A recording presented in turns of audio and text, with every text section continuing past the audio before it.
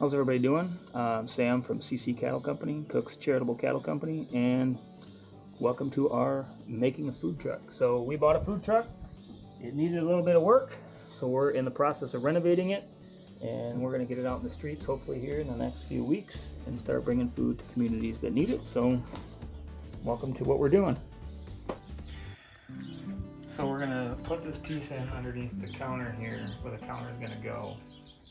You can see he got some adhesive on here. This wasn't me. And so for the people who don't know, tell them basically this. You bought this. This was like this. This is not something we did. So when we started peeling that PVC panel back that he had on there, this was all he didn't finish this with wood. He was just kind of stapled everything on here haphazardly. So to use the adhesive and to make sure we got a good bond here, we have to bridge this gap in the wood here to right about here. And in reality, we should go all the way across from when we did it. Yeah, you didn't put these wood pieces up. So the way this is not even, we did not. And we didn't do this to the wires here or anything like that. So we're gonna try to put a few strips across here so that we can kind of bridge that gap and get adhesive on there. That's what we're doing.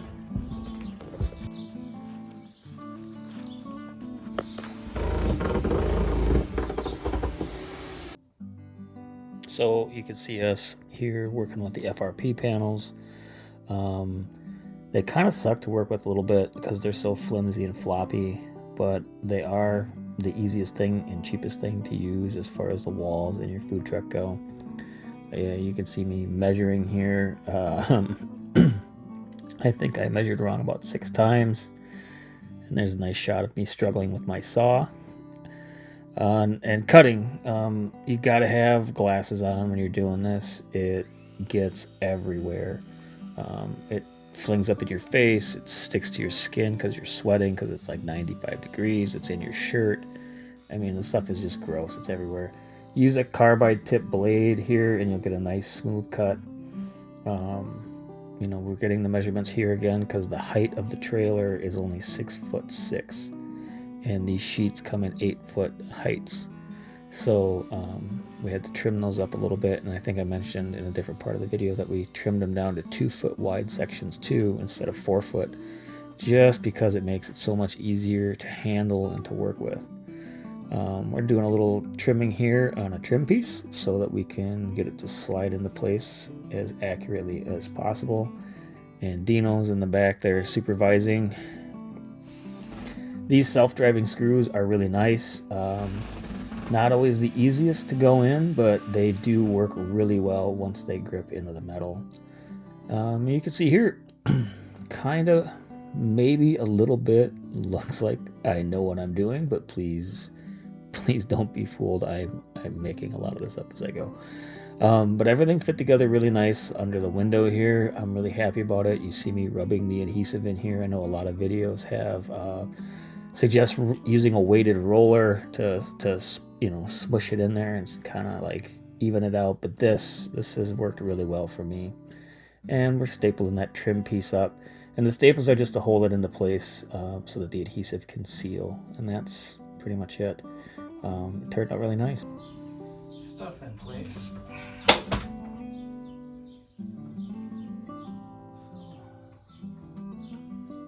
It does look better than what it looked like before. So the guy before, it looked like he had one giant piece of something on the. It was just one. He stapled everything up there, and so the code is that it's all got to be one smooth surface, a bright white or gray or solid, surface so you can see if it's dirty.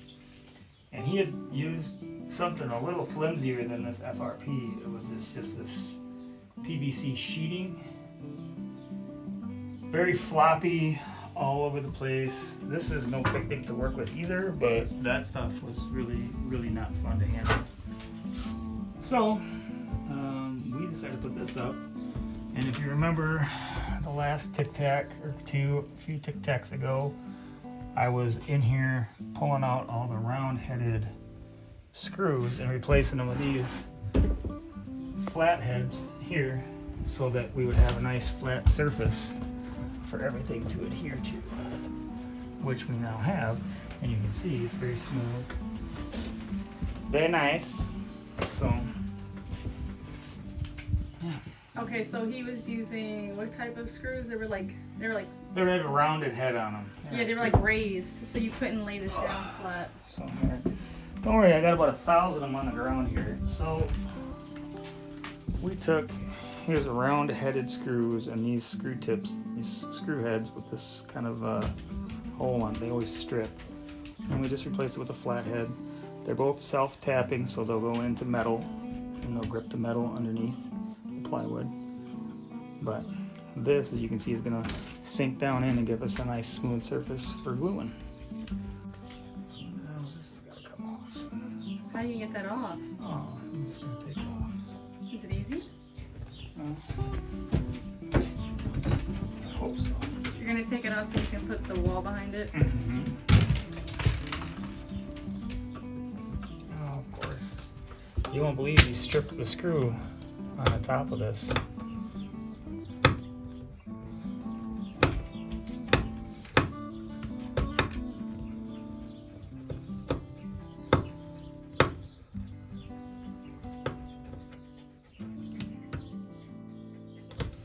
So he stripped this up here.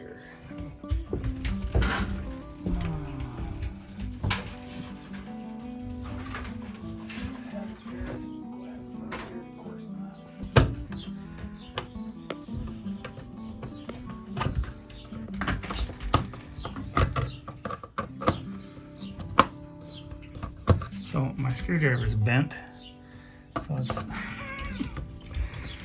my flathead's bent. Don't ever use them for a pry bar; they're never quite the same again.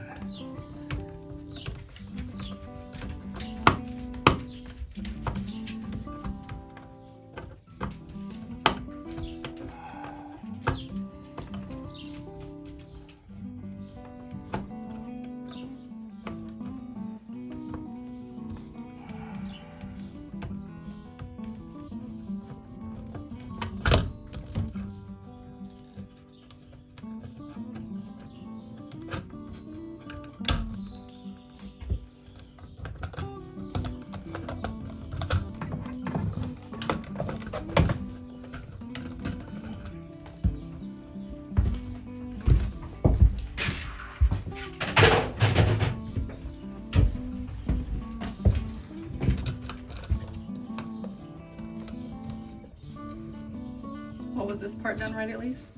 It was. It's just in the way of the FRP now. So Is it weird that you would put this up before the wall? So he had that stuff stapled up before. I wonder why he chose to staple it instead of like use adhesive. Like, so you're saying that that's not like a way you can, like, you can't do that. It won't get like. It won't get approved by the health department. Yeah. So that's why when we've been watching videos, no one's been doing it. So yeah, now we're gonna try to.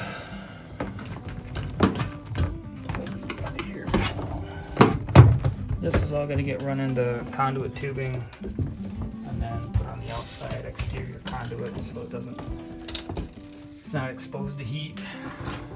And I'm still trying to figure out how I'm gonna do here. So.